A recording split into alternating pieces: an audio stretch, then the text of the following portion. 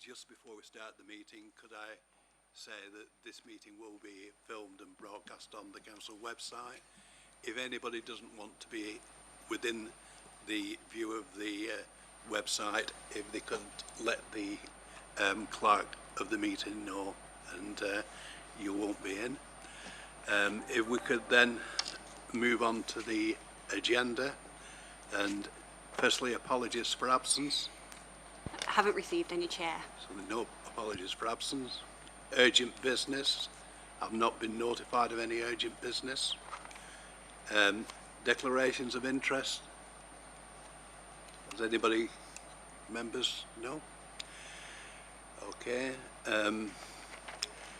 Public question time. I don't believe we received any. None received, Chair. Thank you.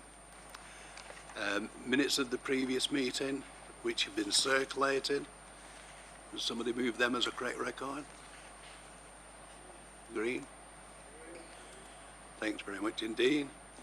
If we then can move on to the first application that's before us tonight, a busy agenda. The first application is Grandpa Greens, Bridge Street, Ward Lane. This is a retrospective application, and if I could initially ask the planning office to outline the application. Thank you, Chair. So yeah, this is agenda item 6 on page 7 of the agenda pack, and it relates to Grandpa Greens on Bridge Bank on Ward Lane in Diggle. So this site is located on the northern side of Ward Lane, and that's to the eastern side of the Huddersfield Narrow Canal. So the wider site you can see on the screen, hopefully in blue, shows the extent of land in the same ownership as the applicant, and in association with the wider use of the what is currently used for ice cream sales, which I'll come on to in a moment. And the red line, the small red line boundary you can see on that plan, indicates the extent of the application site, which is the subject matter of this particular application. So the context of this site is that the wider business operates as a cafe bar and an ice cream parlour, and it's based from a timber building located to the rear of number 5 Ward Lane. There is a lengthy planning history associated with this use, and that's summarised in the agenda on page 8, but you'll see it began in 2005 insofar as the sale of ice cream is concerned. So the current application, it is made on a retrospective basis, so it's to retain what's already taken place, and it concerns the change of use of the land within the red line on the plan, from what was formerly part of the domestic curtilage associated with the dwelling on that plan, to enable it to be used for additional seating provision associated with the business activity. So in terms of scale, the site measures, or the area in red there measures approximately 18 metres by 5 metres, and it would provide approximately 30 seat covers on this levelled area. I can show some plans here just for a little bit of context that shows the layout of the site. There was previously some glazed fencing, which itself replaced a former timber fence on the site, and an outside bar, which I understand has been since been removed, and those do not form part of the application. So this is the context of the application site as seen from the canal towpath. A recent photograph of this site, which is essentially what the current use is. So it is enclosed by planters to the canal towpath boundary, and you can see on the photo there the tables and chairs that have been provided. So the site is located in the green belt. It represents inappropriate development in the green belt, and importantly that is by definition harmful to the green belt and should not be approved except where very special circumstances exist. So when we're looking at these, are set out in the National Planning Policy Framework, but essentially very special circumstances will not exist unless the extent of the harm to the greenbelt by virtue of inappropriateness and any other harm is clearly outweighed by other considerations. So in that context, we have to essentially look at the extent of harm caused by what's been provided on site in this case. Having given consideration to that, we feel that the extent of harm is low, and we think that very special circumstances occur because the site could still be used for domestic related purposes, such as the storage of tables and chairs, domestic paraphernalia, which would have a comparable impact in terms of physical development on the site. And we feel that has significant weight. And having regard to that and the totality of harm that would be caused to the greenbelt, we feel those circumstances would clearly outweigh the extent of that harm. And therefore we've concluded that very special circumstances do in fact exist. And therefore, subject to the imposition of conditions that are set out in the report, the application is recommended for approval. I would just like to draw a reference to the late list as well. We've just reported additional representations. There's 3 additional representations have been received since the report was published, none of which raise any new material that's not already covered in the report. And there's also a minor correction to a drafting error in the report on page 12. So that's the introduction, Chair. Thank you. Thank you. Has anybody got any questions of the officer initially? No? That's pretty good. Sorry, Councillor Alandani. Thank you, Chair. When you talk about very special circumstances, what you were explaining didn't sound staggeringly special. Could you just give me a bit more clarity on what that term is supposed to mean? Absolutely, yeah. It varies on a case-by-case basis. Essentially, when we're looking at any greenbelt development, sometimes there are proposals which comply with the exceptions criteria to what would ordinarily be an appropriate development. Where a proposal, which includes a change of use or any above ground development, where that doesn't comply with any of the exceptions, it would be regarded as inappropriate development in the greenbelt. And I was just keen to emphasise in the introduction that is by definition harmful, and that wording comes directly from the National Planning Policy Framework. But the framework does make provision for inappropriate development being acceptable where very special circumstances are present. Now, the NPPF discusses what very special circumstances are, and essentially they are where there are other considerations that outweigh the harm caused to the greenbelt, firstly by reason of its inappropriateness and any other harm. So that's why we're just keen to look at the extent of the harm. It's almost like a set of scales, if I can call it that. So you look at the extent of harm, which we're concluded is low in the context of this site. And then we're looking at the circumstances around the current domestic lawful use of that site and what could take place today in a lawful way. And we think that potentially that could have a greater impact. And we've concluded that that circumstance would clearly outweigh the extent of the limited harm. And therefore that results in what we think are very special circumstances. Okay, Councillor Brownridge. Yeah, could you just clarify, you say at the bottom of page 11 that the part of the area subject to the planning application has been divorced from the remainder of the curtilage associated with the dwelling.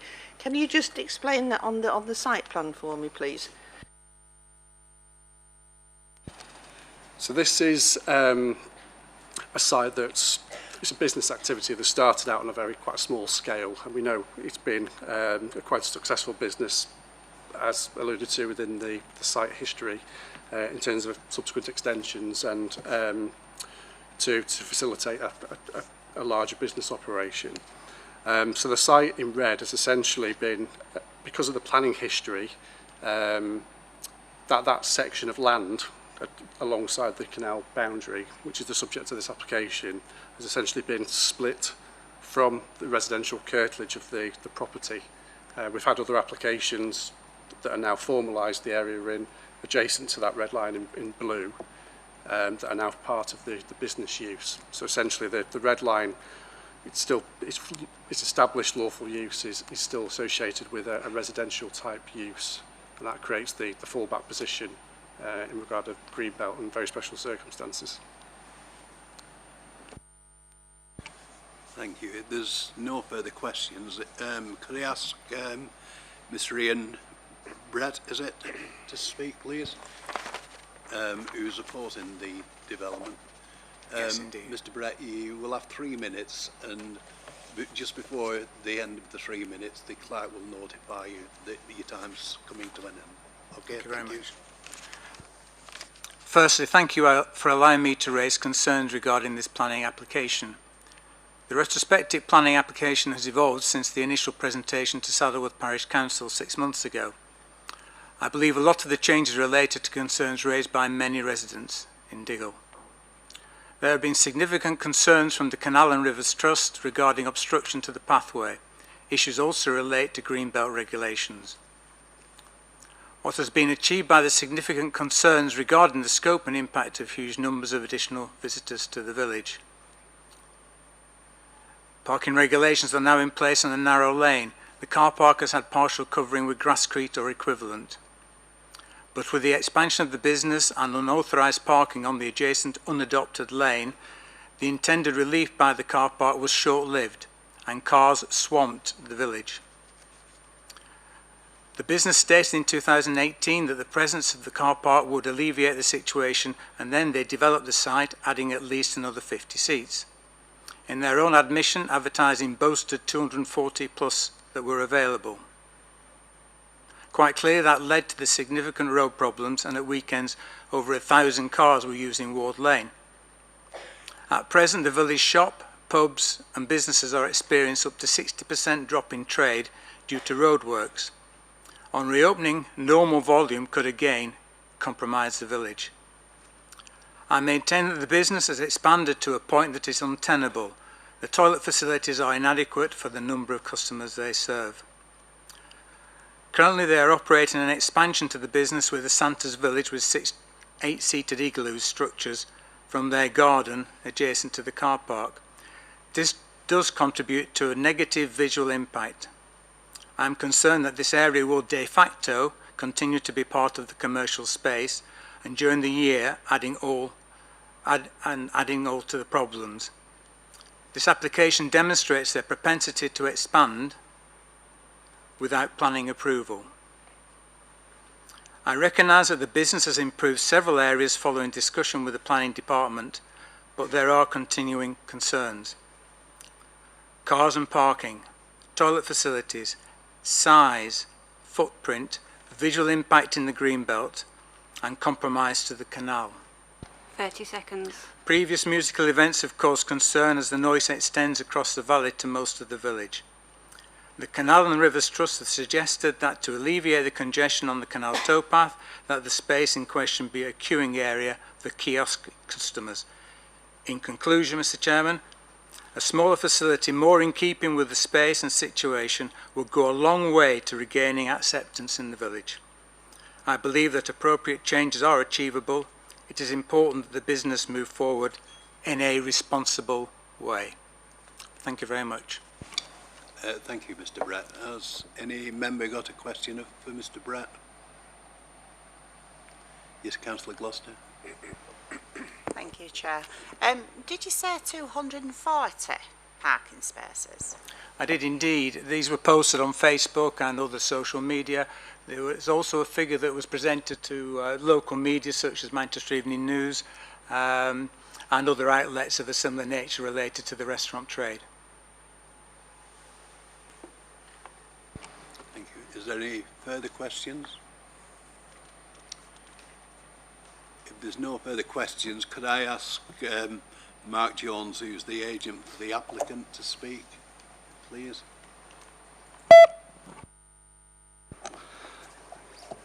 I have to start by thanking the Council for supporting Grandpa Greens over the last 16 years by granting planning permissions for the cafe, indoor and outdoor seating areas, community toilet as well as the car park and access ramp. There is no doubt that the success of Grandpa Greens is down to the support of Oldham Council, investing in a local business and the hard work of its owner, Mr Rick Scholes. Planning permission is sought to extend the existing outside seating area to accommodate about 30 additional covers. It is an area of land that was left over as part of the car park and ramp when planning permission was granted a couple of years ago. It is surrounded on all sides by the cafe, ramp and car park, and whilst its lawful use is domestic garden for the applicant's house at 5 Ward Lane, it is now divorced from the rest of the garden. Initially it was thought that permission was not needed to place tables and chairs on the land, but as soon as the owner became aware, applied for planning permission. There is no disagreement that Grandpa Greens is a popular tourist and visitor destination for people wishing to enjoy Saddleworth. The business attracts people from the wider area as well as local people. Grandpa Greens employs over 25 local staff and is a valuable asset to Saddleworth. It locally sources its products and is a community-focused business. During lockdown, the business was only allowed to sell takeaway food and drink. This resulted in an unprecedented volume of visitors taking day trips to Grandpa Greens and caused problems within the local area. During this period, my client continued to open to retain his workforce and work with the council to find solutions. The business has now reopened and it's fair to say that customer numbers have gone back to levels experienced pre-lockdown. The outside seating areas have been able to reopen, with the majority of sales being by people wishing to sit down and enjoy a meal, snack or ice cream. During the summer months, the outside seating areas are popular, with the indoor area being more popular during the winter months, and as such visitor numbers are similar throughout the year. The proposal infills a small area of land that forms part of the garden of 5 Ward Lane. It is divorced from the rest of the garden by Grandpa Greens and has limited visual impact. The seating area is set at a lower level than the access ramp and will be seen against soft landscaping. In terms of its greenbelt location, it will have an extremely low impact on openness. The outside seating areas improves the facilities and offer for customers who may now prefer to sit outside after COVID-19 rather than being inside. A litter management place is in place with a number of bins provided within the site and a designated bin collection area within the car park. The restricted parking on Ward Lane has successfully ensure that customers park in the designated car park or park further away and walk to the premises. It is requested that the planning proposal is assessed on its planning merits as an extension to the already permitted outside seating area. Thank you. Thank you, Mr Jones. Has anybody got any questions of Mr Jones? No? Okay, if there's no questions, the application now is open for debate. Has anybody got any comments?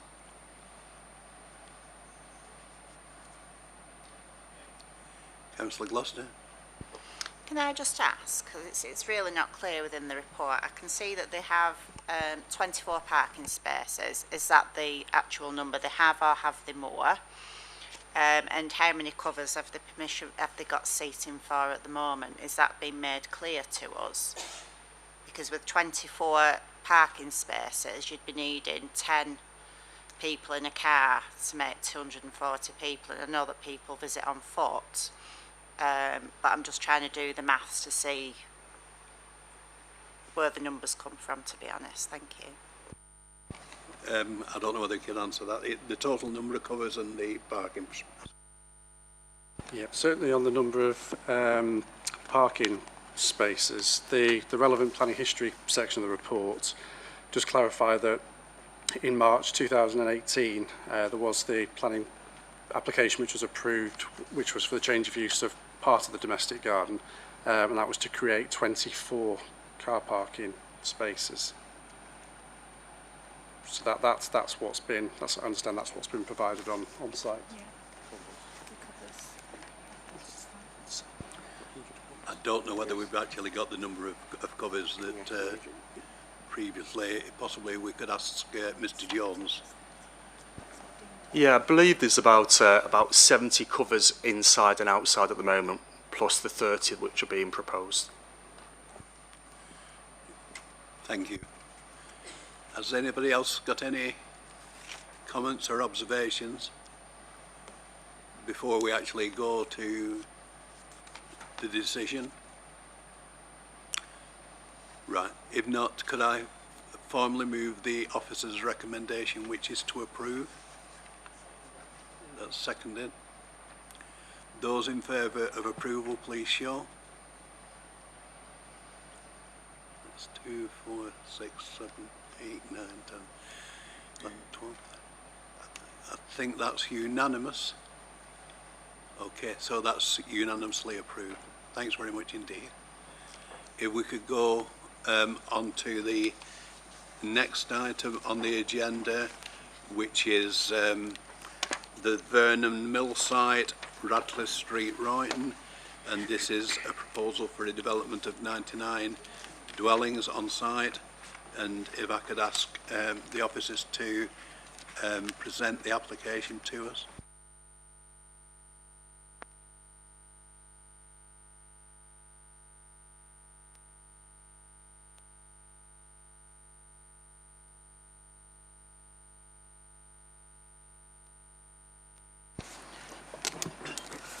Thank you, Chair. The item before you is found on page 19 of the agenda, and it's item number 7, and it's an application on land off Radcliffe Street, the former Vernon Mill site, Royton. It's for 99 dwellings, full permission with associated infrastructure, landscaping and access off Radcliffe Street. This first slide shows the application site. The site was previously occupied by Vernon Mill, as I've said. That was a five-storey mill which was approved for demolition under a prior approval. Those works have now taken place on site. The overall site area is 2.2 hectares. In the local plan, it's identified as a business employment area, and it is located just outside the Royton Town Centre. I'll just bring you through some aerial images just to give a full context of the site. This image is looking both up Radcliffe Street, which is here on the left hand side of your image, and Milton Street on the right hand side of your image. As you can see there, the original mill's still in the photo, surrounded by facing residential property on Radcliffe Street, and then furthermore up on Thorndale Close, which has got the adjacent before and after school club. This aerial image is from High Barn Road, and you can see the terrace properties that back onto the site, which we've got some images later on in the presentation, and more of the commercial properties just on Milton Street and the NHS, which is Orchard House, building on the corner of Milton Street and Radcliffe Street.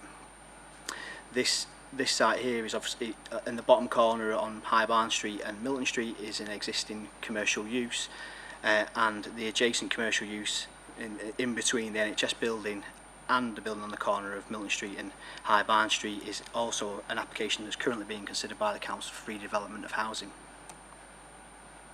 The final image here is looking down Radcliffe Street and Thorndale Close, and you can see there is Royton Hall Primary School abuts the site. These are recent site images retaken to show the site as it is now with the full mill demolished. These images are looking up Radcliffe Street and show approximately here on this image on the top right the location of where the entrance to the proposed site would be.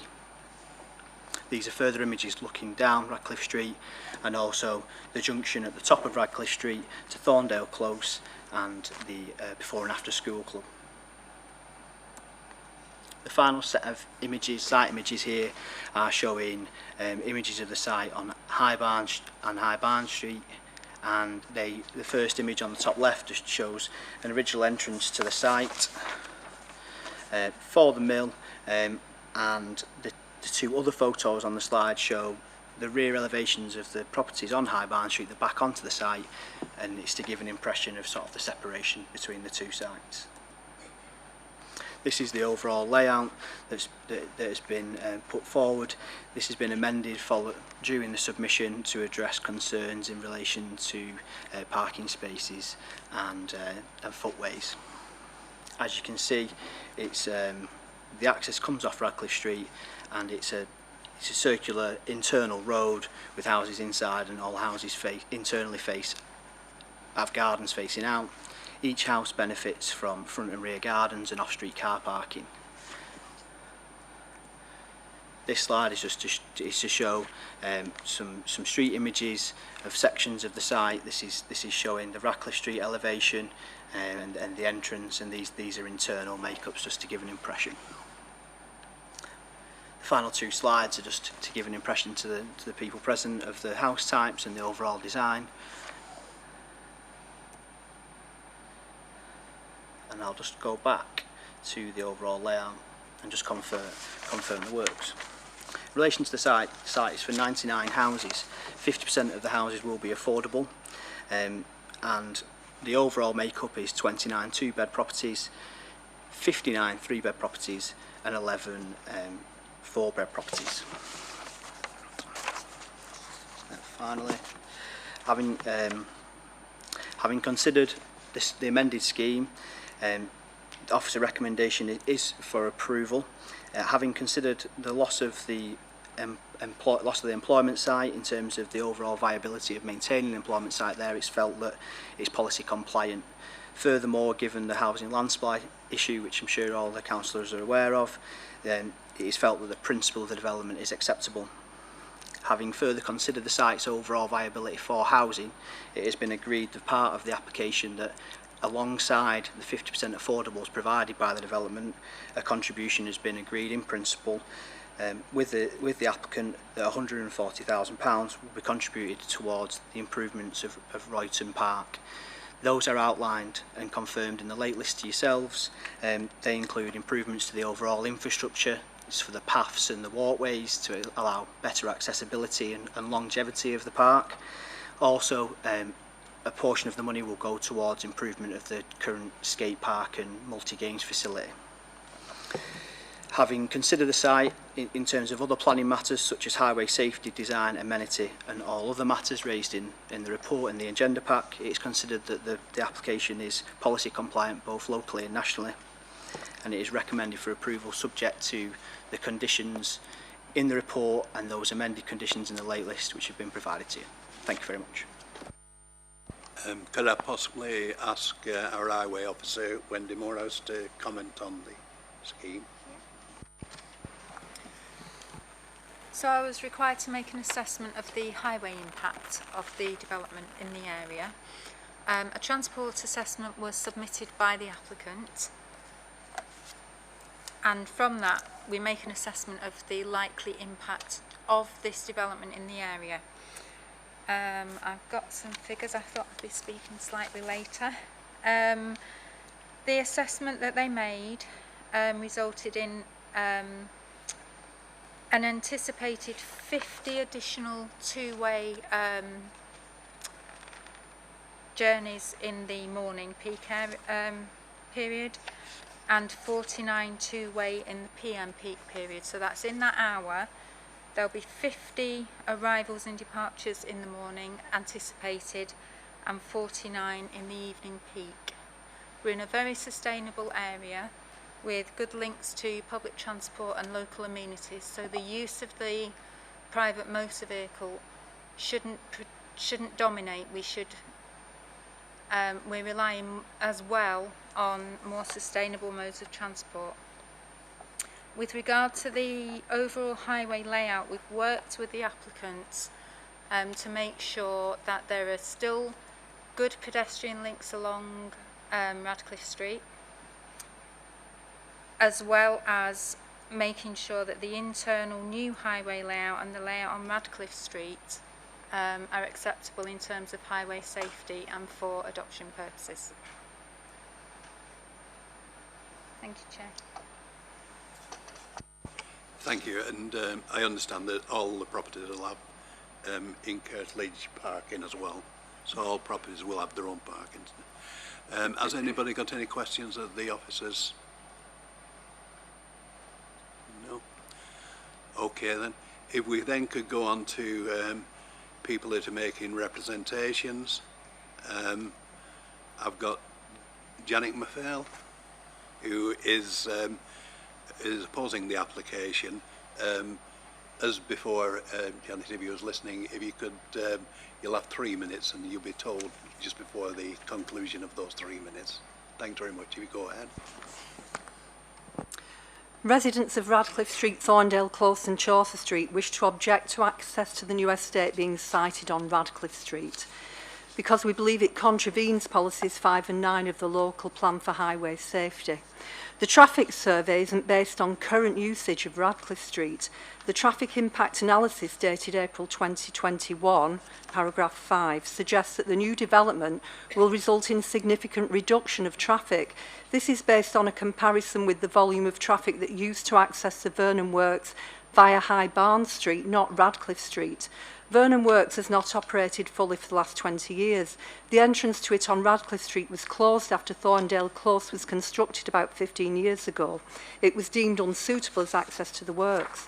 The forecast of journeys to and from the proposed estate cited in the analysis seem an underestimation, but based on this and the comparison I've just mentioned, the analysis states that no further consideration of the traffic impact of the local road network has been undertaken. I don't think that's acceptable.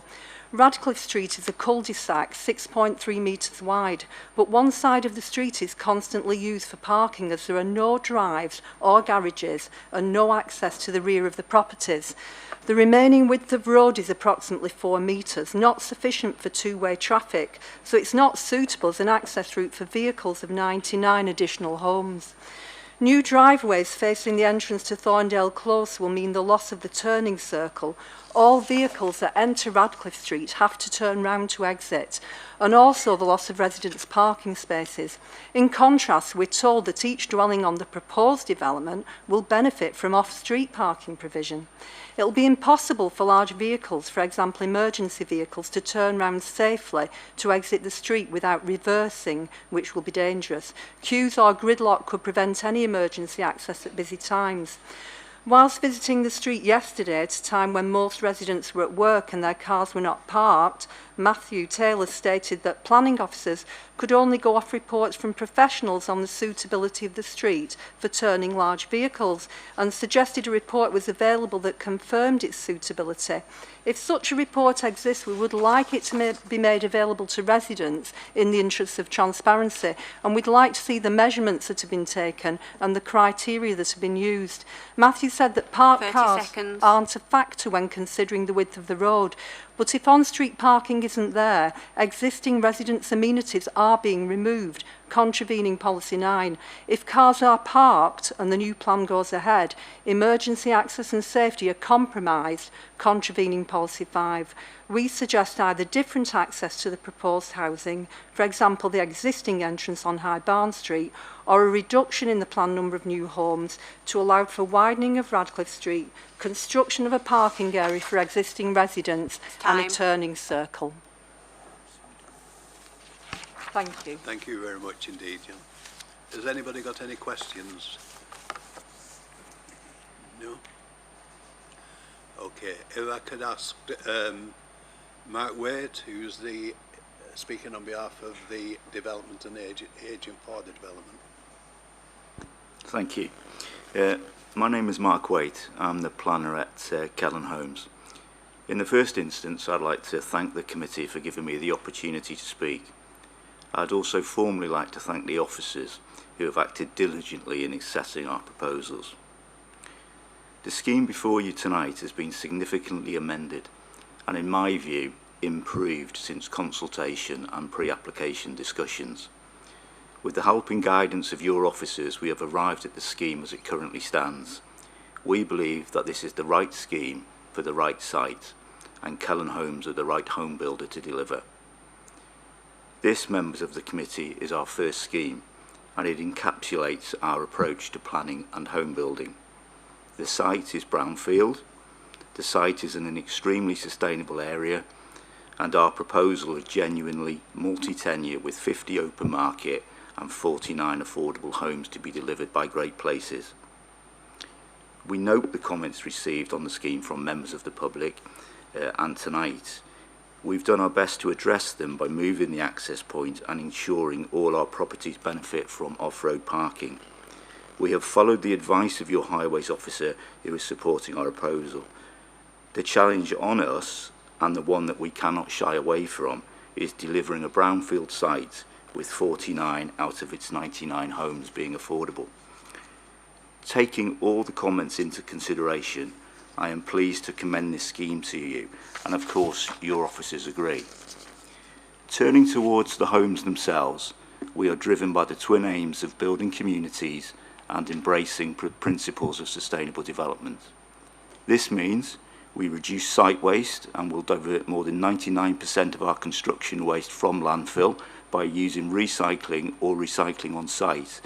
For this, we are using crushed material from the former works, and of course this will reduce lorry movement. We build homes with a timber frame using certified wood from sustainably managed forest. We install enhanced insulation to improve energy efficiency. We install energy efficient boilers. We utilise whole house ventilation to assist with heat recovery, and we install water flow restrictors and other water saving devices.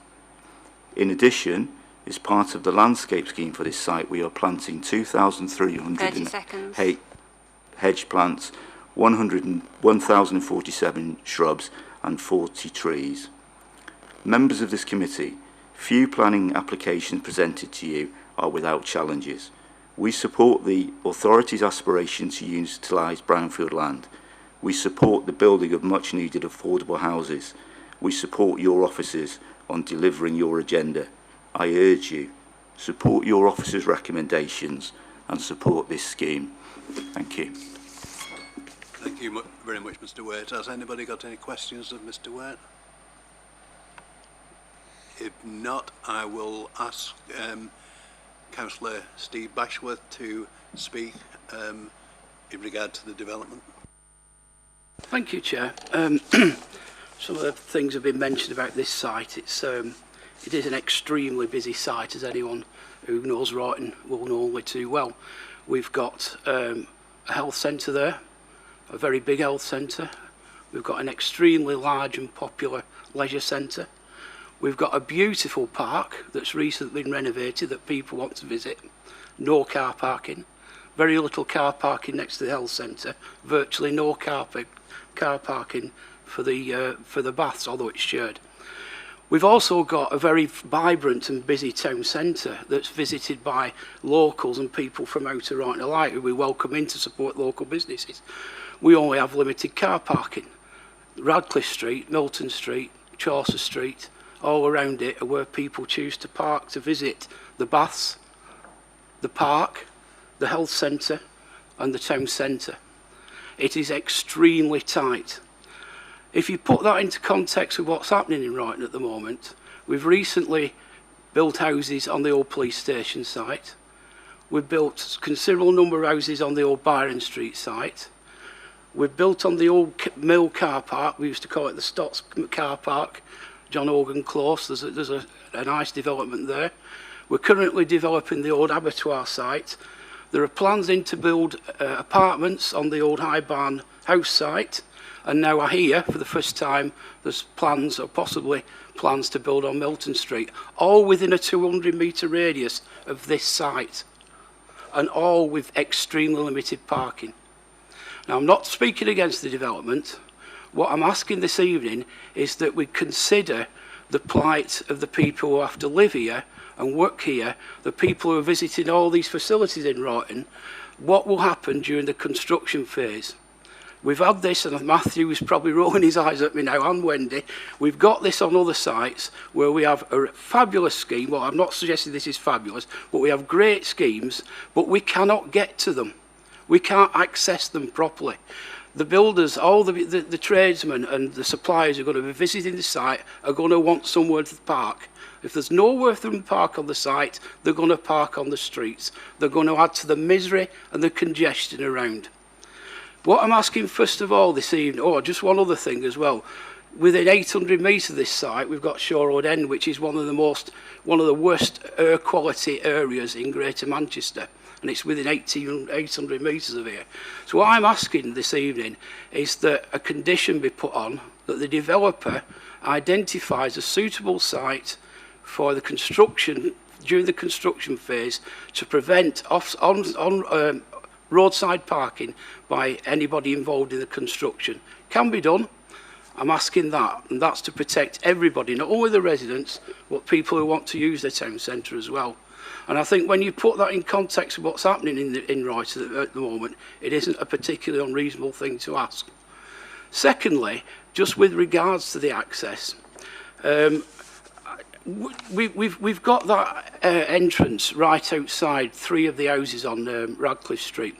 Has it not been considered to take it down more towards facing Chaucer Street and create a crossroads?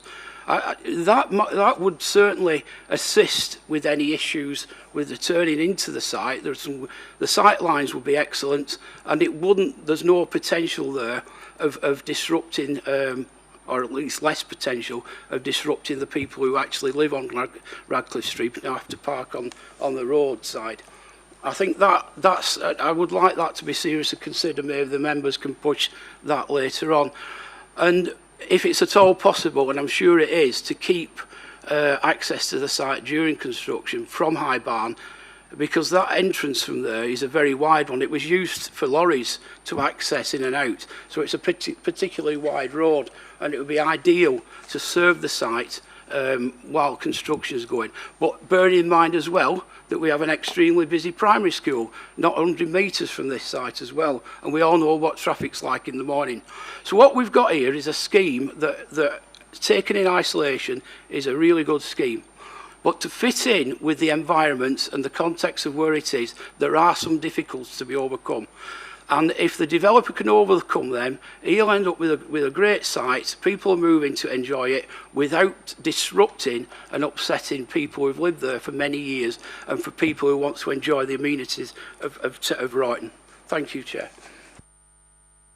Thank you very much, Councillor Bashworth. Before I bring anybody else in, could I possibly ask the officers to respond, particularly to the point which I think is a reasonable one of internal parking of commercial vehicles in the site. So that's a very good idea for the construction management plan, so we'll add that as a condition. That was an omission. We usually do put them in, and we'll take into consideration some of the points that you've raised and lessons that we've learnt from other sites in the borough. Is that okay? Yes, yeah. Thank you very much indeed. Has anybody got any questions of Councillor Bashforth initially? No. If not, it's open for comment or discussion. Councillor Alan Darnay. Thank you, Chair. Just almost with regards to that, I was going to ask about traffic management plan, so great. It didn't seem like you addressed the issue of, he talked about the alternative road entrance later on. Can we just get clarity on, were you also saying that would be considered, and are there problems in doing that? What do you mean by alternative access? Because there were 2 issues. Do you mean? I think it's the I-Barn access that the people have said. I-Barn. I think it is covered within the report, but if you could possibly say why that has been ruled out. Okay. So the use of the access from High Barn Street isn't actually within the applicant's ownership, and it isn't adopted. So as Highway Authority, I can't dictate that they use it, and we've had these discussions with the applicant for other reasons as well, and the applicant can't use it unless they've got permission to use it. So that's one of the reasons that we can't use High Barn Street. Councillor Hussain, did you?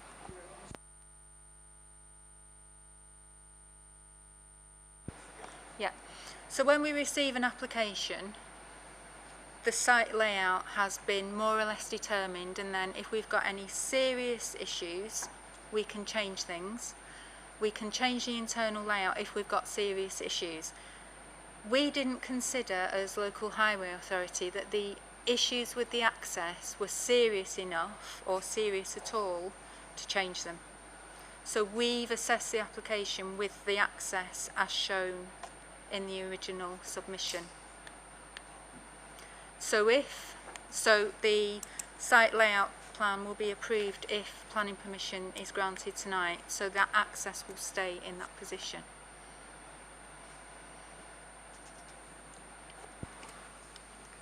Has anybody now got any comments in way of discussion, or Councillor Allendale? Thank you, Chair. Just a very quick one, because there was a point made about removing amenity from, because there was street parking. Am I right in thinking we can't consider that as amenity because the highway is the highway for moving rather than a facility for people to park? So very controversially, because everybody thinks that they can park on the highway and it's their right to do so, it's an offence to obstruct the highway. So again, I have to make my assessment. I can't recommend refusal for a development because people park there. So what we've got to try and do is make it as safe as possible and as usable as possible for all users of the highway in the future and now. So there will be some changes. We're not saying that there won't be any changes and everything. We've looked at the parking layout for the houses that face onto Radcliffe Street, and we've very carefully considered the effects, and there have been changes there from what was submitted to make it easier and safer for all users of the development in the future, and existing users, which are always in mind as well. Thank you. Is there any further comments? I'll move that we go with the officer's recommendation, which is to approve, but I'm mindful that if members as well know, there's a number of further conditions which I'll include in my proposal in the late list that came through later this afternoon. Basically the conditions that actually improve the site and the way it's managed. So I'll move approval. Is that seconded? Okay. It's open for discussion. Did you want to comment? Sorry, I was just going through that to check whether that has also included the traffic management plan. Are you proposing it with these conditions? Yes. And the Yeah. Okay. Yeah. It's been moved and seconded. All those in favour, please show.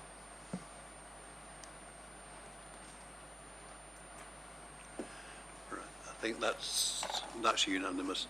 Thanks very much indeed. And certainly I take on Councillor Bashford's concern, being a Royton resident myself that uses this area a lot, that I think that in totality in that area of Royton there possibly needs to be a road traffic management plan that helps people, because there's two further applications that are going to come up to the committee in due course as well.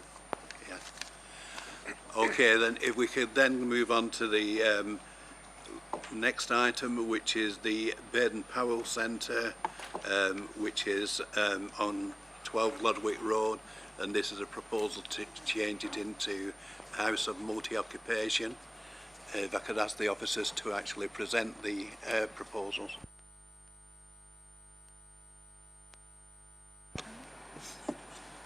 Yeah, thank you, Chair.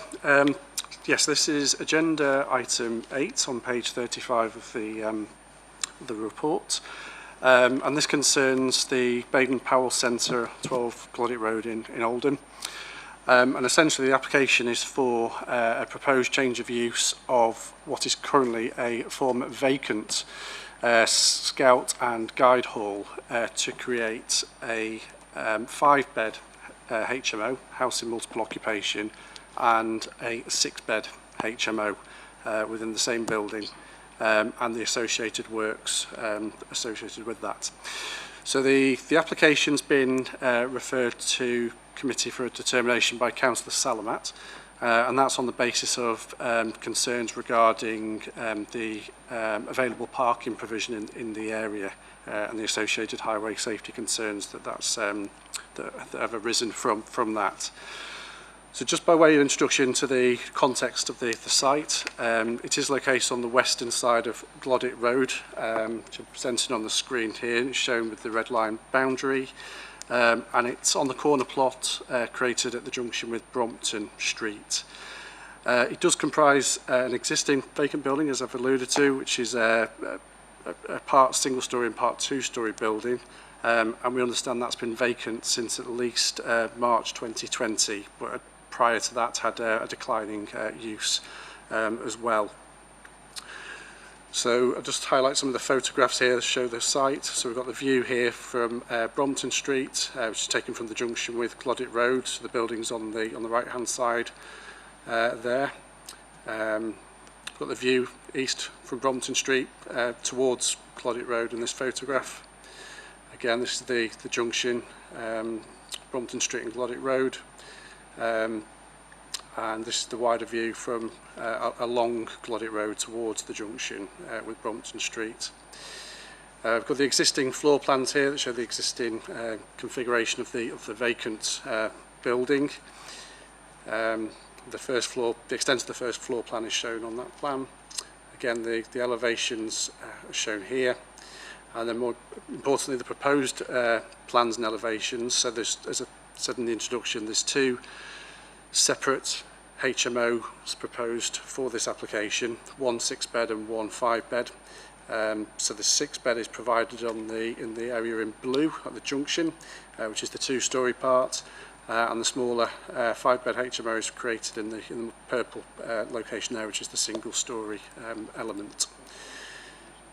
So again, that's the first floor plan here that shows the extent of the larger HMO that's proposed. And associated with the plans, there are changes to the external elevations with regard particularly to the fenestration details, windows and doors that show its relationship with adjoining properties. And lastly, just for wider context, we've got the proposed site plan on the screen here that shows the footprint of the building and the land to the rear, which is, as I'll come on to shortly, includes a cycle storage area, and there's bin storage area and some outdoor green amenity space for occupiers of the proposal. So in terms of the assessment of the application, the key issues the key issues essentially are whether the principle is acceptable of the change of use, which of course does result in the loss of the potential for a community use to occupy the site, having regard to its most recent lawful use as a scout and guide hut. We have to consider the impact on residential amenity and then the overall impact of any changes to the building, particularly in terms of the elevational changes, and also highway safety, which is of course the reason it's been referred to committee with concerns around the absence of a parking provision. So in terms of the principle, obviously the building is in long-term vacant use, and as we know from buildings that haven't been in use for a prolonged period of time, they can cause their own issues, particularly environmental and social types of issues. But we do have to consider the loss of the potential for that building to be used for other types of community facilities. So essentially the loss of a community facility potential weighs against the scheme, if I can phrase it in that way. So then we've got to then consider the benefits that would arise from the proposal, which include obviously bringing the building back into use and having an active use which often secures the maintenance and addresses any issues that could otherwise occur. And also we're mindful of other community uses in the area. So in short, there's not an absence of community type facilities in the surrounding area, and I know that's addressed in full in the report with examples. So we do think that the benefits of the scheme essentially outweigh the harm resulting from the loss of the potential community facility use. In terms of residential amenity, there's two aspects to this. Firstly, there is consideration of the impact on existing residents in the area. It is primarily a residential area in this location, albeit it's on a busy junction in respect of vehicular movements along Clodit Road particularly. But we think the external alterations to the building have an acceptable relationship with the properties that adjoin the site. We also have to look at the the type of accommodation being proposed and whether it's suitable for the end user. So we have consulted with environmental health on the application, and we believe that the size particularly and the arrangement of the accommodation is suitable for the purposes of what's being proposed, which would of course provide additional housing choices in the area. In terms of highways, there is no dedicated parking provision provided as part of this scheme. In that respect, we do have to give some weight to the fact that there is a existing established lawful use of this building. So although it's currently vacant, it could be used for other purposes without potentially without planning permission, which could result in a significant increase in vehicular movements and demand for parking. However, that to one side for the moment, we obviously consulted with highways, and essentially the planning test is whether, in this case, the absence of parking results in a severe impact on highway safety. And that word severe is really important because that's the wording that's used in the National Planning Policy Framework. So essentially that's the key planning test. And we don't believe it would cause a severe impact on highway safety grounds. In arriving at that conclusion, we have given consideration to the fact it is in a highly sustainable location, and it's on the basis that we'd have a requirement for secure cycle parking facilities to be provided. And you'll note condition 3 on the recommendation requires that to be provided. So in summary, we consider that the loss of the community use, the potential community use of the vacant building, whilst that does weigh against the scheme, securing a reoccupation of the building to provide additional choices of residential accommodation of the type that's proposed, the cumulative impact of that we consider does outweigh the harm that's caused from that loss of that potential. And as such, the recommendation is to approve the application subject to the conditions that are listed in the report. But just for the record as well, just like to draw members' attention to the late list, which includes some corrections to some drafting errors in respect particularly of the ward. It's actually in the St Mary's ward and it was reported as being in Alexandra, and the application number. There was an error in that.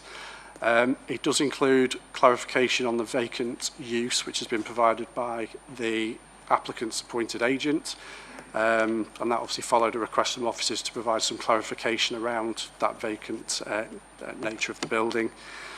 And I also understand that members have been sent a representation directly yesterday evening, if I'm not mistaken. So it was just making sure there was awareness of that. And sorry, for the late list, there was also further comments from the agent in respect of the methodology of the highway assessment. So that's the introduction, Chair. Thank you. Thank you. Has anybody got any questions of the officers on the proposal? Councillor Sergian and then Councillor Ibrahim and then Councillor Hussain. I'll excuse you for that, Chair. Thank you. Can I please ask the planning officer, the entrance to this building, where will that be? Because when I was looking at the application made by the applicant back in May, they had written in the application that the visitors will be accessing the building via the alley gates. And I just want to confirm, how will this building be accessed if the planning was to go ahead? Because that's, to me, is a breach of security if this planning was to go ahead, were to use the alley gates.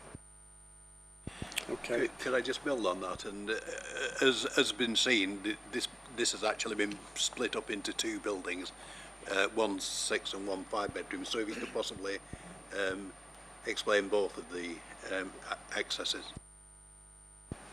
absolutely. Yes, so I put the plan back on the screen there showing the proposed ground floor plan. And the colour code in there just separates the two self-contained HMO uses, one being the 5-bed and one being the 6. So in terms of the smaller 5-bed unit, which is shown in purple on that plan, the communal entrance is on the side elevation adjacent to Brompton Street, which is, if I can just get my annotation tool on this, just bear with me, which is in the corner. I don't know who can see that, but it's right on the corner of the site. And in respect of the larger HMO, the 6-bed, which is in the 2-storey part at the adjacent end, the access is it is to the rear of the building, so that is correct. Yeah, and that's here.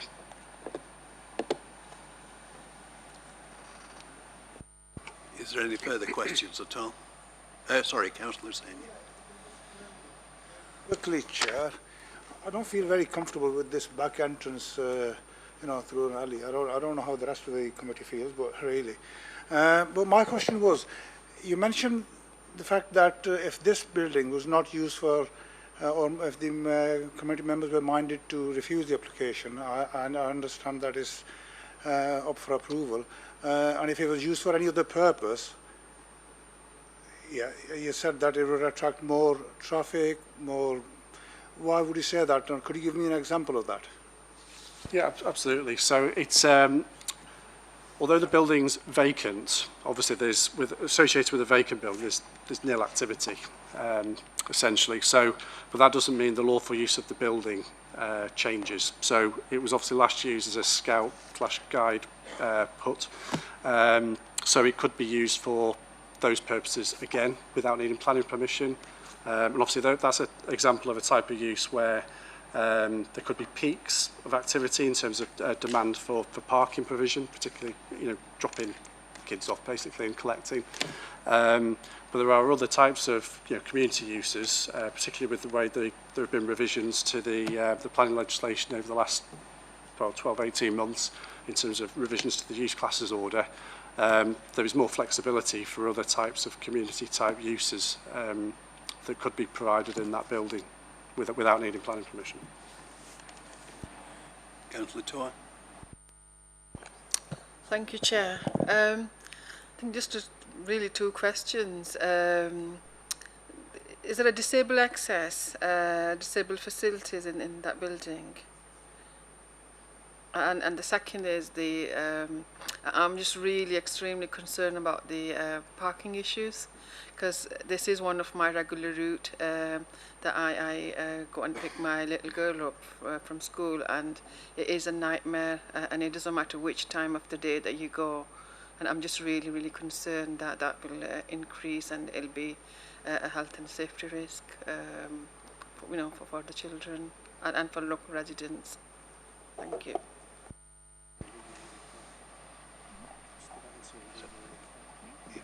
Okay, so yeah, and you've raised two questions there, so I'll answer the first part about the provision for those with disabilities, and I'll bring Wendy in on the parking and highway safety issue. So in terms of the facilities that are provided and whether they are suitable for residents who may have disabilities, there's a limitation to the remit of the planning process in terms of that provision. So there would be the requirements of building regulations, for example, and possibly through the licensing. But in terms of the requirements through the planning process, particularly in regard to the way the configuration of the interior of the building is set out, we can see from the plan there's no reason to expect that could not be provided, but we don't necessarily have the details of that as part of the planning application. So essentially what we're considering is the principle of the change of use, the impact on the character of the area and residential amenity, and on highway safety, which are the key issues for consideration. So, yeah, bring Wendy in on the highways issue. Okay, so I'll just run through how I make the assessment, because that sometimes hopefully makes a little bit more sense. So, bearing in mind there are no national or local parking standards, so we can't take a building and say, well, there are 5 bedrooms, so it needs 3 parking spaces. We can't do that. I have to look at the sustainability of the site and the access to things like public transport, opportunities for walking, cycling, and access to a range of local amenities, so they can walk to the dentist, they can walk to the doctors, they can walk to the shops, things like that. So I'm going to say 2 things now. It's generally acknowledged that amongst residents of HMOs and smaller units like 1-bed flats and things like that, car ownership is generally regarded as being low. It will most likely be low, and it will be lower than a 4-bedroom family house, because the residents tend to live slightly differently, so they won't have the family activities and need a car to take the children to all of the activities and things like that. I often talk about the TRICS database, and we talked about that on the Vernon Works site. If this was for 6 units, even family houses, it wouldn't trigger the need for looking at TRICS. So that means that the anticipated vehicle movements for this number of units, regardless of size, is so low that we wouldn't even look at the TRICS database. So I know from experience that the number of vehicle movements in the area will be low because of this proposed development, and the amount of additional parking demand will be low. I'm not saying there isn't an issue now. I've just got to make the assessment of the impact of that this development will have on the local area, and my conclusion is it's likely to be low or negligible. And if we do get some residents that do have a car, they're required to find a safe, legal place to park nearby. Councillor Surgeon. Thank you, Chair.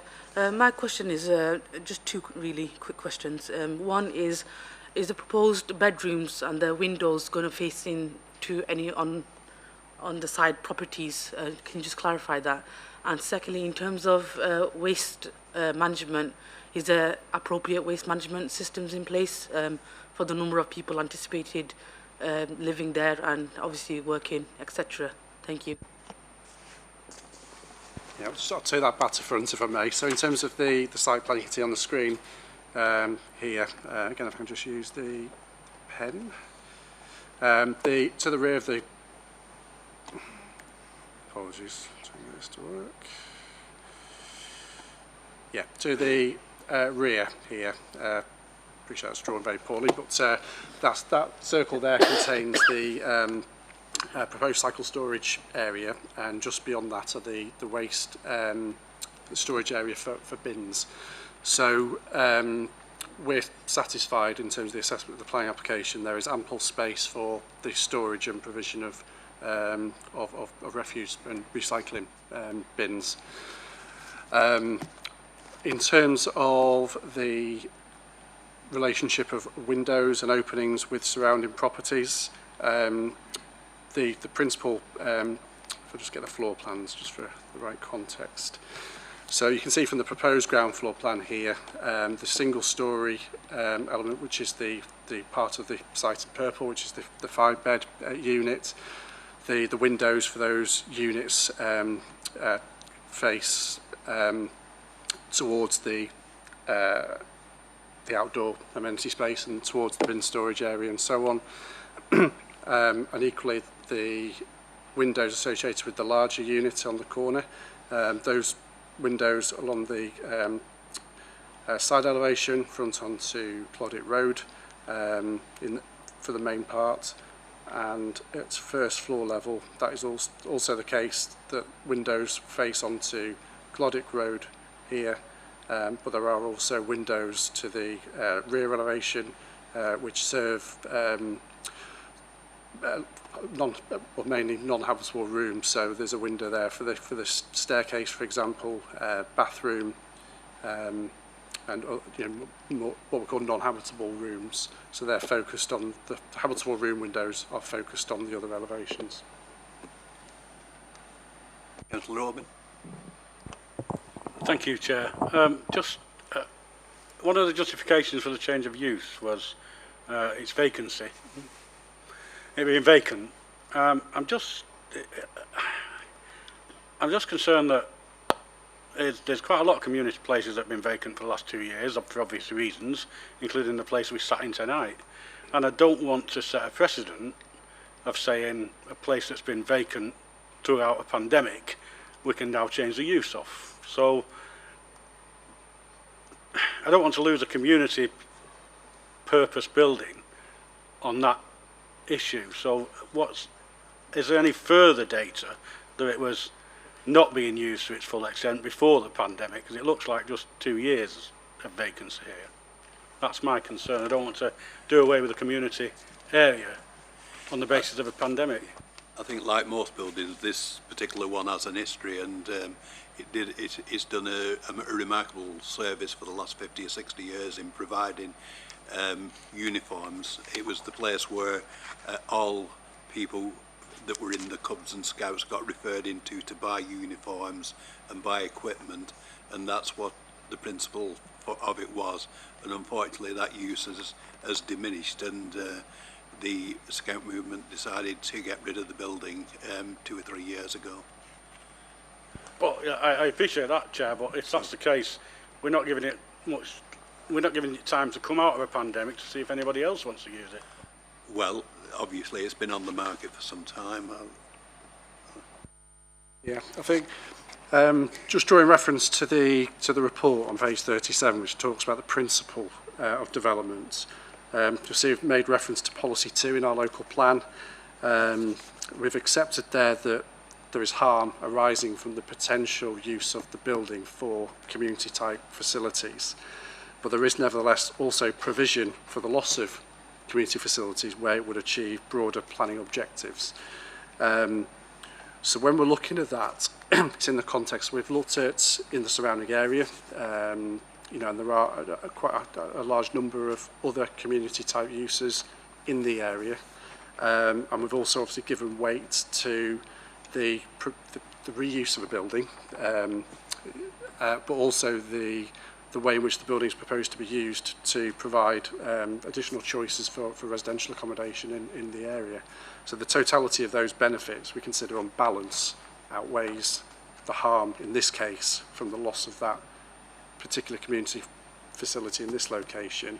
But just picking up on the word, you mentioned the word precedent, and I think it's just important to remind members that there's no precedent in planning. Every case is determined on its own individual merits. So I hope that addresses the question. Thank you. Councillor Gloucester. To be honest, you answered the question quite well, but my mother was District Commissioner for the Guides for 30 years, and it's actually been out of use from the guiding community and the Scout community for a number of years longer. I would say at least 10 years, if not 12. I can bring her up and ask if you want, but it's a long, long time. So that building has been empty or unused for a long time, I know. And I used to regularly go up to that building. We did have big events there, and there was never an issue parking, but I'm saying going back that far, there could be now, but I don't actually think, with our experience of HMOs, and members of this committee regularly tell us that parking on HMOs is not an issue because they don't have cars. So I did just want to point out that, I don't think it is an issue. Okay, we now come to the big event of the day. Councillor Salamat, who's waited very patiently. I'd like to address the committee as a ward councillor on this issue. Thank you, Chair. I mean, I've had numerous complaints, concerns raised by local residents, my constituents. I myself live about 2-3 minutes away from Glodwick Road. There's not a time on Brumpton Street itself when it's double parking, and any vehicle that's going down on its own is either praying that there's nobody coming up, otherwise you'll have to reverse the full length back towards Glodwick Road. And where this particular building is, number 12, there's yellow lines outside it and on the side of Glodwick Road as well. Then you've got a takeaway, a chippy and hairdressers. and they actually come and park outside where the shutters of that buildings are. Even though the yellow lines, they park outside there with the driver in, or then shoot off if the traffic warden comes. Straight across there, you've got a school. Especially, I mean, like schooling hours and the rush hour, people tend to cut through there, avoid Park Road, avoid Waterloo Street, cut through there, and it's hectic all the time. There's an issue, I mean, that was raised earlier on about the building being vacant. No, it's not been vacant for that long. It was actually used by local mothers who were running scouts from there, and then it got put on for sale, and somebody tried buying it and he backed off.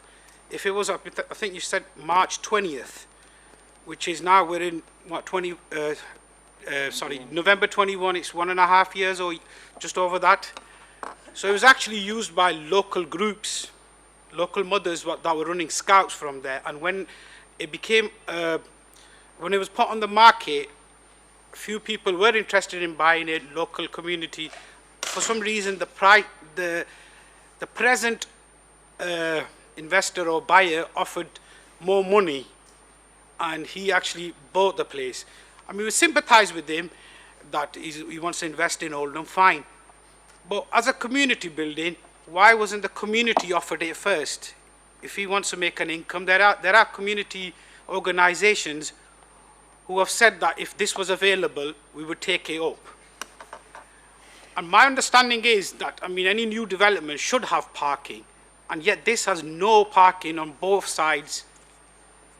And if I'm correct in understanding the way you explained, would they be using the back alley gate to get into their to the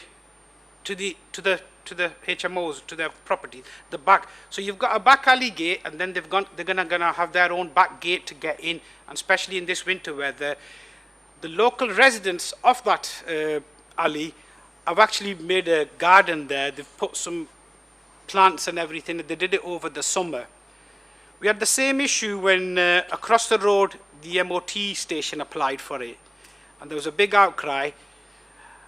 And the MOT station, at least you can get, where you can see that shutter, you can get 2 or 3 cars in their alley, which belongs to them, part of the building, and into their building. This here, where them 2 vehicles are parked, what you're saying is where that gate is, that's where they will be going in from the first gate and then back into their garden, into their access. The first car's okay, the second car's actually parked on double yellow lines. And he said, I was there 2-3 days ago, it was actually a nightmare at 11:30 at night. Had to reverse back onto Gloddick Road. So I would oppose this application, or give it more time for the community. If, I mean, the investor wants to put it out to the community. You're saying, no, it's not going to be an issue that HMOs don't cause much of a parking problem. It's a nightmare. The flats across the road, I mean, I've lived there for 30, 40 years. The flats across the road, you could go in there, there's virtually any cars there. Now you can't even turn in that car park. So thank you once again for letting me speak. Thank you, Councillor Solomon. Has anybody got any questions of Councillor Solomon? No? If there's no further questions, has anybody got any comments or observations? Councillor Ibrahim. Thank you, Chair. I'm a councillor for St Mary's, as most of you are aware. I've got concerns. I agree with what Councillor Gloucester's saying. We have agreed to planning applications for HMOs, but with ones that we've agreed to, there hasn't been an issue like we've got with this application, I'm afraid. Brompton Street is surrounded by double yellow line parkings on the surrounding streets. Waterloo Street is double yellow line marking, Park Road is double yellow line marking, Glodwick Road is double yellow line marking. We have complaints day in, day out from residents with parked cars during the day, peak times, off peak. Constantly, we can't even get enforcement officers out during those hours to come and address the problems that we have. I respect the officer's highway report, I do, but we do have concerns. We have had an email from the representation from, obviously, that we were supposed to have here today from the resident if you have had time to see that, we've seen the photographs. There's hardly any parking in the surrounding streets. Behind the flats, just at the top end of Bloodwick Road, there's a car park that should be accessed by residents from them flats. If you go there during the day, there's hardly any car parking space there for those residents, let alone anyone else. There's no car parking space, like I say. Retford Street is congested with cars. There's Spike Street, there's Morris Street, all surrounding streets is congested with cars. This application, I'm sorry, but I do say we either defer it, and ask the applicant to come back with something else. I mean, we keep saying change of use. We ask the applicant to come back, and it's a income generation for the applicant, this HMO, I feel. If he wanted to do something that's substantial for the community, come back with something that's for the community. This community, we have families that live in large generational families, large families. I mean, you can tell if you walk down Brompton Street itself, you can tell how large families we have there. We can ask this applicant to have a look at this application and come back with a nice family home here. And we can have a look at our housing application list if we wanted, and have a look how many applications we've got there. I think this needs to be reassessed. There's a breach of security with the access through the alley gates. Yes, okay, there might be residents that will have access to that, but when them residents are gone, who's got access to those keys? There'll be visitors that will have access to those keys. To me, that's a high risk of security for the residents. And this is a community. So I think this needs to be looked at. And I am against this application, I'm afraid. So they are my, and I've got some, actually, can I just raise another 2 points? This is my personal experiences for Brompton Street. I had a close relative that passed away coming on to 2 years ago. And when she passed away, it was late night. We had to make a call to emergency services. We had to give them directions on what directions to use because of the way traffic comes onto Brompton Street. And then we had to send family members to close off the street so we don't allow people to come on, because we had to call the funeral directors, district nurses and paramedics out. Because like Councillor Salama has just addressed, if an oncoming vehicle comes, you have to reverse out through the whole length of Brompton Street. And I'm sure that if we asked fire service or emergency services, they would probably give you the same report. And also another assessment I can give you is that I've been working with the local policing team regarding the illegal parking that we have on the public footpath. In regards to the parking on Brompton Street, we've had to get them out and do some door knocking and speaking to residents about the parking on Brompton Street. So if we needed, I know in the past we have said that we need some evidence about issues, we can ask for a statement, or if you wanted some reports, I can bring them to you, and also from the district team that have been working alongside regarding the parking issues and how we address these concerns. By all means, if you wanted to come back on this issue, then I can get that information for you as well. Thank you, Councillor Imru. Is there anybody else got any contribution? Councillor Iqbal. Thank you, Chair. We're in a dilemma here this evening. The community don't want this HMO, and if we were mindful to refuse this application, obviously we can't use parking as an issue as highlighted before. This is a question to you, Chair, and to the officers. Is there any other points that we can leverage to possibly defer this? As my colleague councillor suggested, security, can we use that as a point of deferring that due to the security risk of the HMO residents using the rear entrance to access the building, it would cause potential security issues to the residents, local residents. As I said before, you know, our hands are tied due to central government legislation regarding HMOs, but parking, I think, there's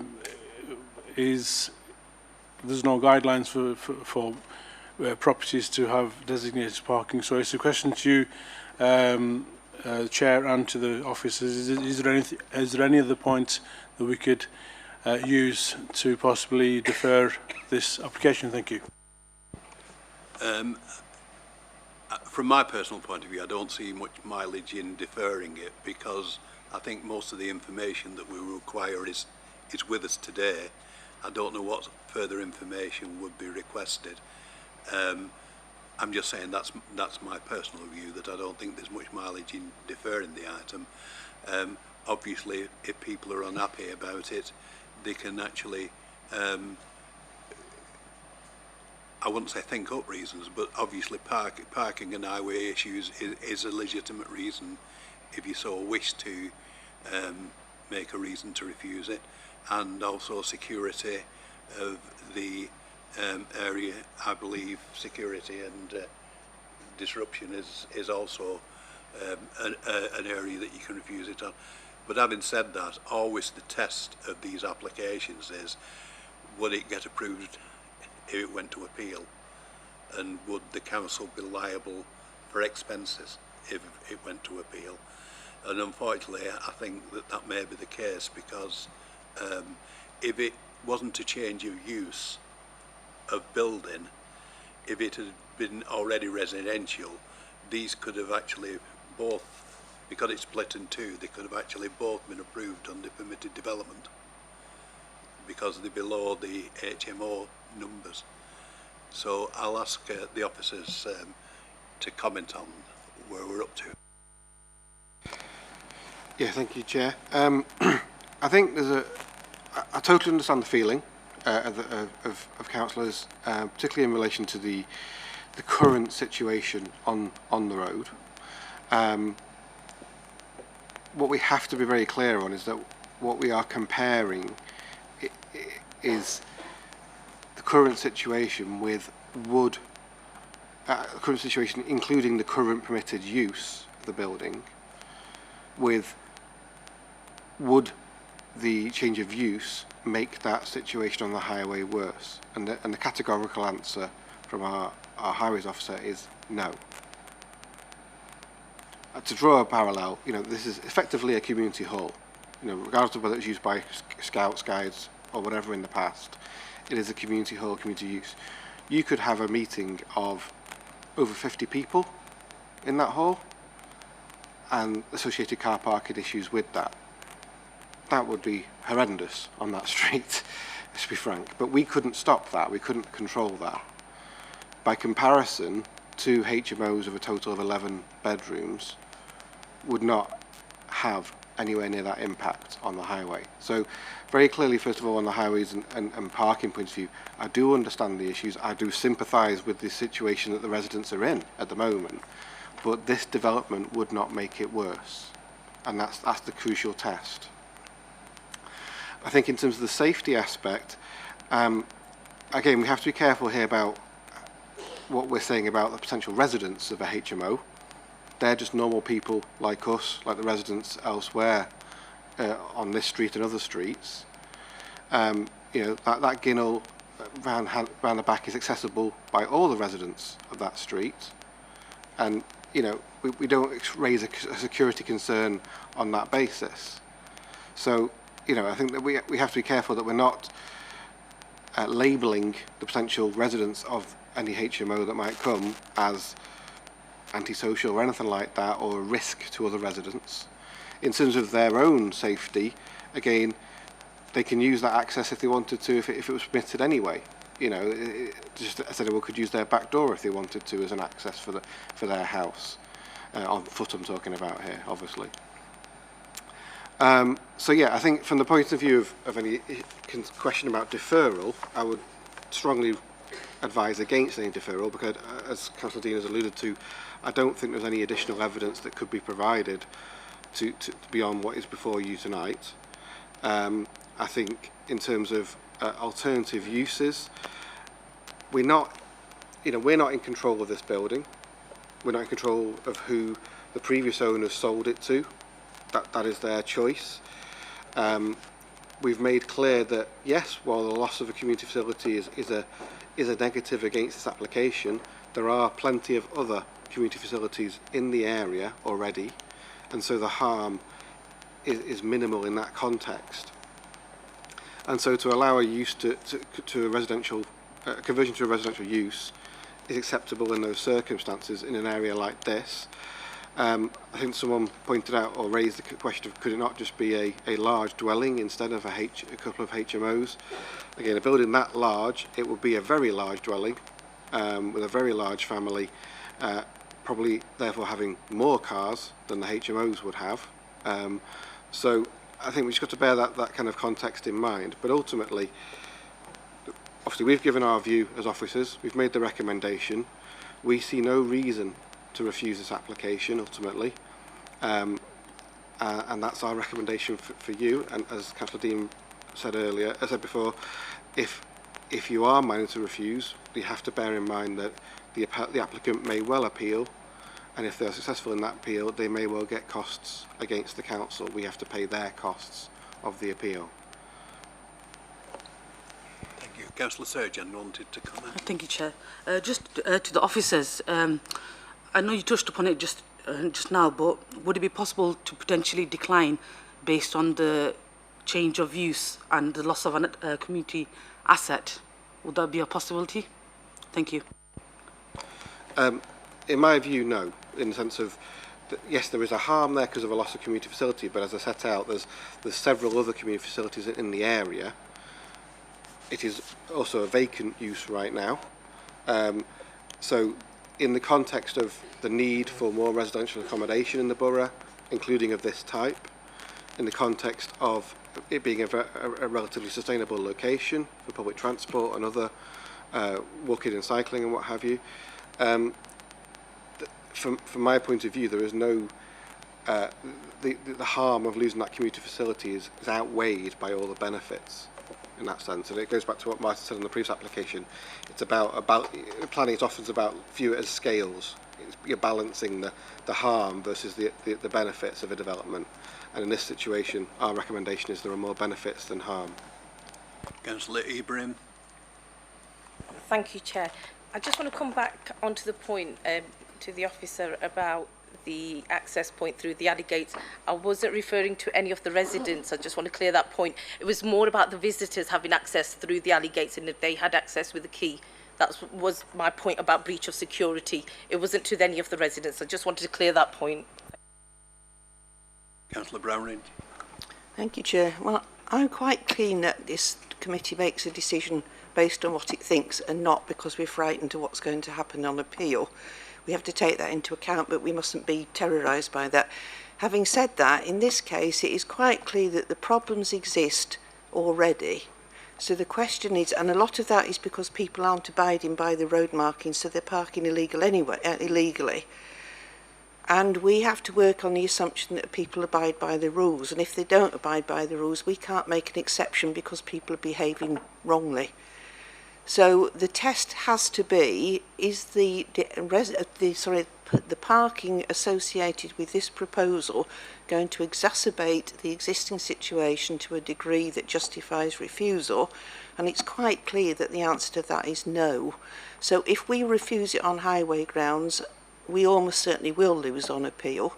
I'm not bothered about that particularly because that's the luck of the draw. But we have to justify what we're doing, and if the clear evidence is that we have no justification for doing that, the appeal will be held to be unreasonable and we will get costs awarded against us. So, as I say, I'm not intimidated by that as a matter of principle. In this case, we would be dicing with death and I would not recommend that, so I think I would have to move the recommendation. I do think there's a concern, and it's a question really to highways. The nature of HMOs is going to change, isn't it? It's not going to be people who are down on the luck and people who are drug addicts. It's going to be people like nurses and teachers who can't afford to live anywhere else. So this assumption that they're not going to have cars associated with them is going to change with time. And I'd be interested, Wendy, to know at what point will the data that you base your assessments on reflect the fact that this is not going to be something where we can glibly say this won't attract vehicles, because I think in the future it probably will. So I do think that's something that somehow we need to press for some guidance on how these are assessed in the future, because it will be very different. We will get professionals living in accommodation like this, in my opinion. So I think we do have to face the fact that this is going to be an ongoing issue that we need to have a response to. But as we speak today, I think we have to approve this, much as we don't like to. Thank you. Thank you very much for that point. I think you're right in the sense that we're looking at HMOs within the new local plan, and that's one of the things that I've asked.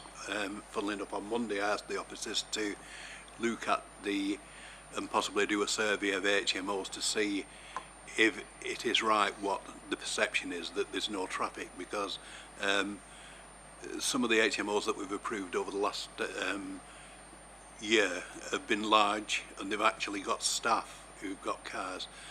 This isn't one of them, but I think it's something that you quite rightly point out is necessity now, that we actually, the housing profile obviously changes continually, so I think that we have to keep that under review and keep us self-informed about it. I don't know whether you want to make any further comment. No? Okay. Anyway, it's been moved. I don't know whether it's been moved by Councillor Brownridge that we actually approve it with the appropriate conditions that are within the report. I don't know whether that's seconded. Councillor Allen-Diamond. I mean, for exactly the same reasons, I would second it. I think that was a very good summary. There clearly needs to be traffic addressed in the area. It's just not something that can be addressed within the confines of this planning application. So. Okay. Councillor Hussain. If I can just quickly come in, just to be clear, I don't think anybody on the committee is against the HMOs. We need to be absolutely clear on that. The two issues raised, A, the traffic, B, the back entrance. Now, would it be possible for the owners to reconsider the entrance? I mean, it's an L shape. We've got two accesses on Main Road, Glodding Road and Brompton Street. Would it be possible for the owners to make access from the front rather than the back? I mean, I'm just trying to work a way forward, that's all. But we need to be absolutely clear, there's nobody against the HMOs. I'll ask the officers to comment, but one must bear in mind this is an amended application because officers negotiated the best way forward. So, yeah, just to summarise that, you're obviously considering the plans that are before you today. So any decision you make here and now would be based on the plans that you've seen on the screen and that form part of the planning application. Yeah, there's not much more to say other than, if you felt the impact was so significant, one option would be to defer, but it's not. That wouldn't be what the recommendation would be. The recommendation is to approve. We've not heard anything that suggests we should be supporting a deferral for the reasons we've discussed. If I may just add as well, Chair, just goes back to my point before as well, that even if they did put a different access in on the frontage, for example, there would still be a back door. To get to the waste, there'd still be a back door. There's nothing stopping a resident using their back door as their primary post for access if they wish to.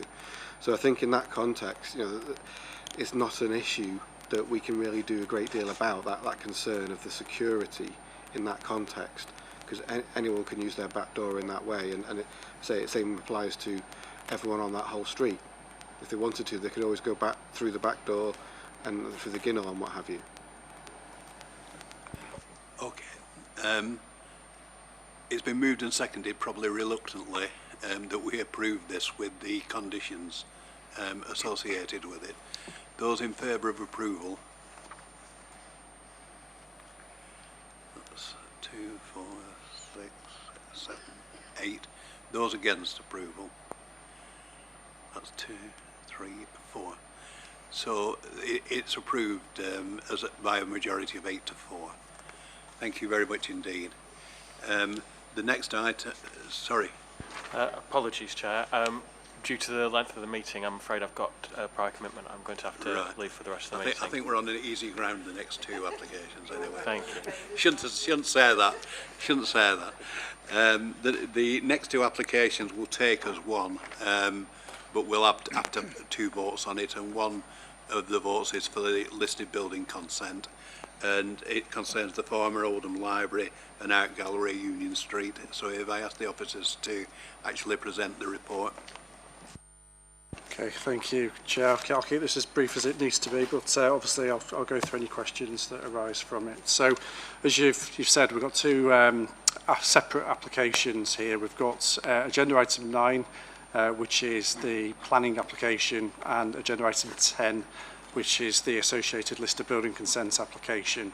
And as you outlined, this is for a proposal at the former Oldham Library and Art Gallery to create a heritage centre, and it does include the length of the description is quite lengthy, but it does cover all the elements that form part of the proposal, which are largely to the interior of the building, but also includes some external alterations, including replacement to part of the roofing materials and other fenestration details.